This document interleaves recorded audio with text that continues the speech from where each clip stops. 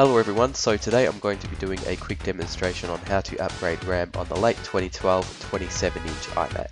So first things first, you're going to unplug everything from your Mac and maneuver it until you have a clear unobscured view of the power socket. Next thing is pushing this tricky little button just above the power socket. So just note that fingers and pens won't work, you need to try something of smaller size like a key.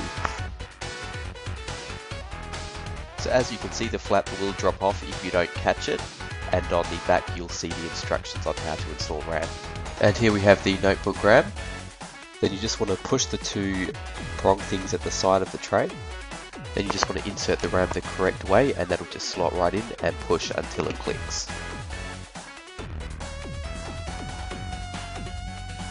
Just pop the tray back up when you're finished until it clicks back into place. Then you're going to reattach the flap back onto the rear of the iMac until it clicks firmly into place.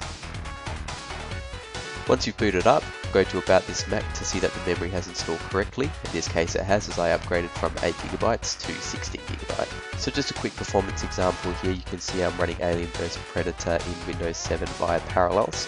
The RAM's reading at 58%, whereas previously it was reading between 90 and 98% usage. Thanks a lot for watching guys, and stay tuned for more videos.